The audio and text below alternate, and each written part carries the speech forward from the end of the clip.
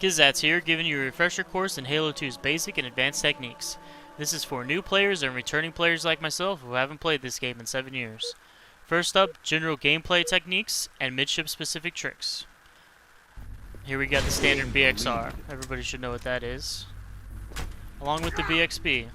BXB can also be performed with a full clip, but it is generally slower than if you were needing to reload. Also, I threw out 2 regular melees there so you can see the speed difference. Now here I'm ducking melees, which is very useful if you get into a melee fight. If your opponent is looking straight at your head or above you, they will still get a lunge, but the melee will not connect. They'll have to actually look down to melee you. Here's standard RRX.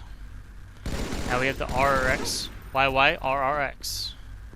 Now we have the RRYB, which is like the RRX, except that you have to switch weapons in melee before your second burst comes out.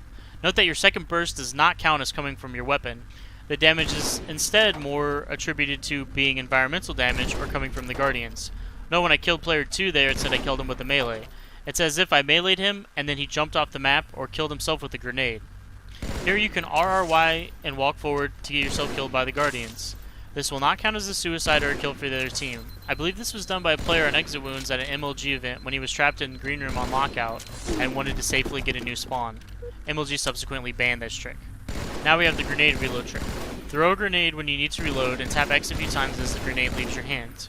You'll notice that your gun reloads itself, and you can continue firing, or you'll have a full clip prepared for your next battle.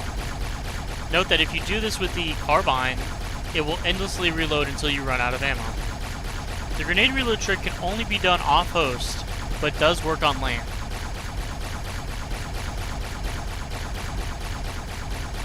A similar trick can be done with the BXR reload. This also only works off-host. If you cancel the reload animation with the quick BXR, your gun will actually reload a second time. Note that if you BXR too slowly, it won't work. Here I'll show you the damage differences amongst all the different types of melees. Standing melees and crouching melees do the same amount of damage, but they're the weakest.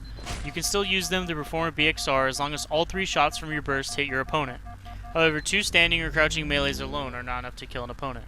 If you are moving when you melee, you will do more damage, and only 1 or 2 shots from your burst will be needed to kill in a BXR. A moving melee plus any other melee will equal a kill. A jumping melee does the most damage and takes your shields off completely. Note that you have to be falling down to get the maximum damage, just like if you were going for a one-hit kill with the oddball, bomb, or flag.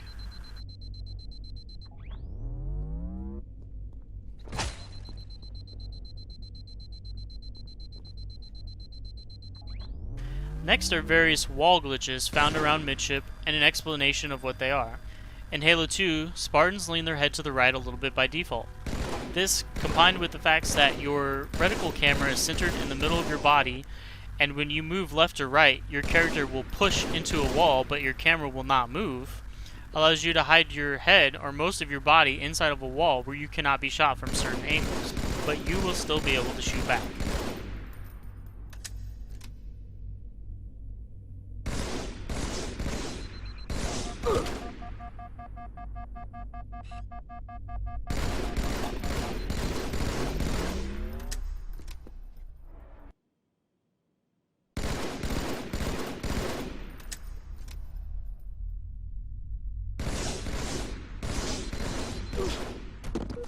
Here's a clip from a free-for-all game on XBC where I'm able to get a kill while no shields thanks to the wall glitch on P1.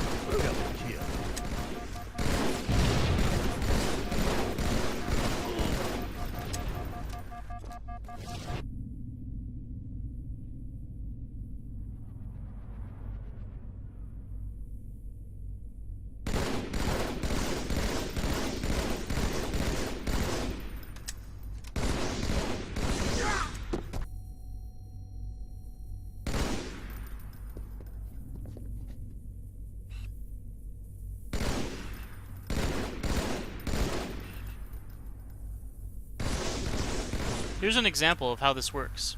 Notice when player 2 pushes right into the wall, part of his head and body go through the wall. This is a good technique to use in general BR fights, as it will hide part of your hitbox in a wall and can use Halo 2's bullet magnetism to pull bullets into the wall instead of your body. In general, when taking cover, you'll want to position the cover on the right side of your body to better block your head. Here's an example where it looks like you're getting shot at through a wall. You can still hit your opponent, but without precision aim, you're probably going to lose that fight.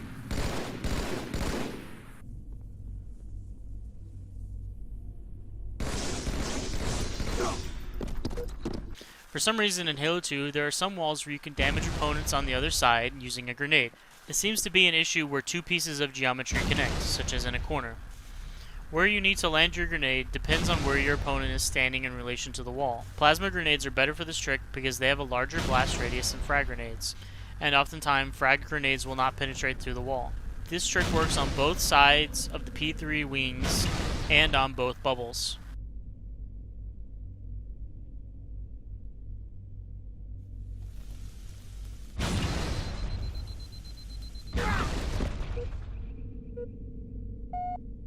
Here's a simple grenade trick to take out players that like to sit at sword where they have almost absolute cover from either base.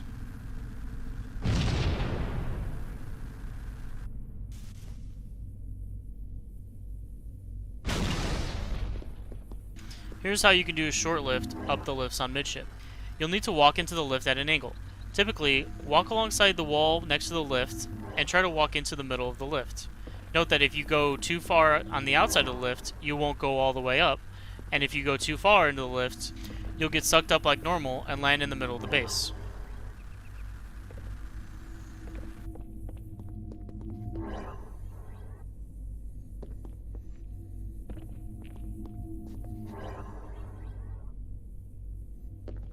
Once you figure out the perfect angle, you'll lift just high enough to crouch land onto the top of the base.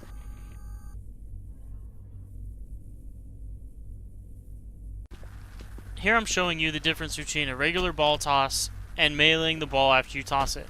Meleeing after a throw only works on the oddball. It does not work for flag or bomb. There you can see when I meleeed it, the ball went a couple feet further. You will only get the extra melee boost if you hear your melee hit the ball. Walking forward will allow your melee to register on the ball better and will also propel the ball much further.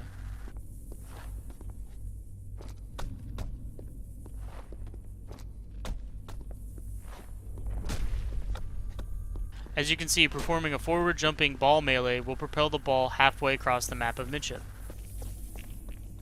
Next is a very common hiding spot for the flag on Midship CTF. Because the map is so small and simple, there aren't any hiding spots compared to a map like Sanctuary.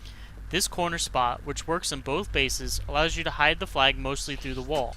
This will keep your opponent guessing where the flag is, and it can allow you to keep fighting without having to hold on to the flag, as long as you stop to pick it up every few seconds. The flag can still be easily returned, and most players that know about that spot will go straight there when looking for the flag return.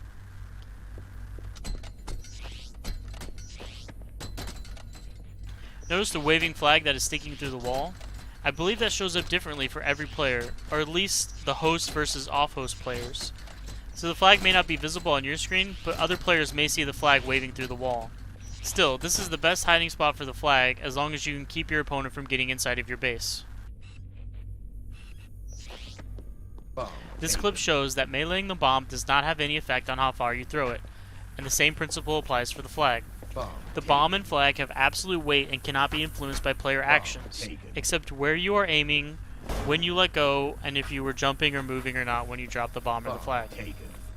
P3 is the only spot where you can play the bomb or reset it.